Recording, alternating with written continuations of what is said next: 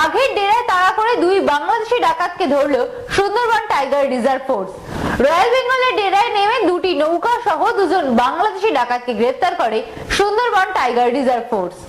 বাঘের ডেরায় তাড়া করে দুই বাংলাদেশি ডাকাতকে ধরল সুন্দরবন টাইগার রিজার্ভ। জীবন উপেক্ষা করে রয়্যাল বেঙ্গলের ডেরায় নেমে তাড়া করে দুটি নৌকা সহ দুজন বাংলাদেশি ডাকাতকে গ্রেপ্তার করল সুন্দরবন টাইগার রিজার্ভ।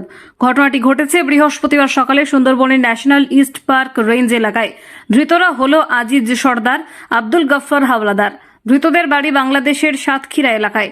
ধৃতদের কাছ থেকে দুটি নৌকো, একটি একনলা বন্দুক, হরিণের শিং একটি, ধারালো দা 6টি, কুঠার একটি, মোবাইল ফোন 6টি, বাংলাদেশি সিম কার্ড 2টি, বাংলাদেশি 550 টাকা, নেপালের একটি 20 টাকার নোট, গেওয়া কাঠ 10টি সহ অন্যান্য সামগ্রী।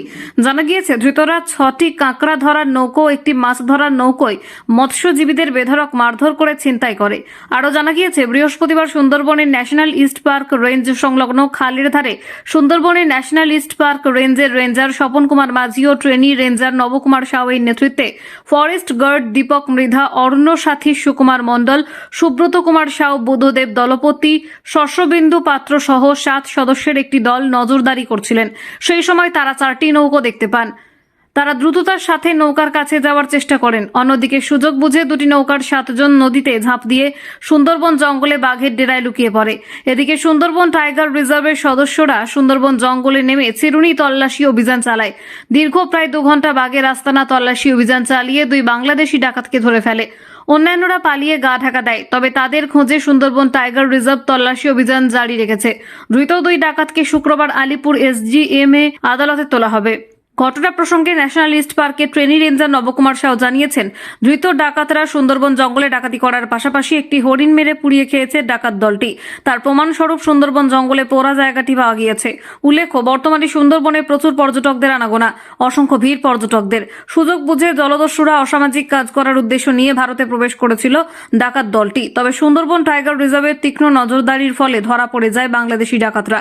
উল্লেখ্য, বিগত 9 মাসের মধ্যে 4 বার সাফল্য পায় সুন্দরবন টাইগার রিজার্ভ। তবে বিগত 5 বছরে এমন বড় সাফল্য আসেনি সুন্দরবন টাইগার রিজার্ভের, যা অত্যন্ত বিরল। এরা 6 দিন আগে এসছে, 7টা নৌকারা লুট করেছে। লুটের জিনিসপত্র এসছে। আজকে লাস্ট যে নৌকাটা লুট ধরার আগে যে নৌকাটা লুট করেছে ওটা নিয়ে ওরা বেরিয়ে যেত, বাট ওরা বেরোতে পারেনি, আমরা ওদের ধরিনি। আর এটা আমরা ওদের জিজ্ঞাসাবাদ করে জানতে পারি যে শুধু আজ নয়, দীর্ঘ 7-8 বছর ধরে এরা আসছে। মধুর সময়ও আসে, যখন এখন কাঁকড়ার সময় এসছে, আবার এরপরে যখন কোনো কিছু না থাকে পোচিং পারপাসেও আসে। এর মধ্যে আমরা ওই জঙ্গলের ভিতরে গিয়ে যখন দেখি ওখানটায় মাংস পুড়িয়েও খেয়েছে, আগুনের পেয়েছি, মাংস পুড়িয়ে পেয়েছি, সেটাও আমরা পেয়েছি। আজ নয়, এটা দীর্ঘদিন ধরে এরা আসছে। এদের মধ্যে সর্দার হচ্ছে আব্দুল গফফর হাওলাদার, এদের মেন সর্দার।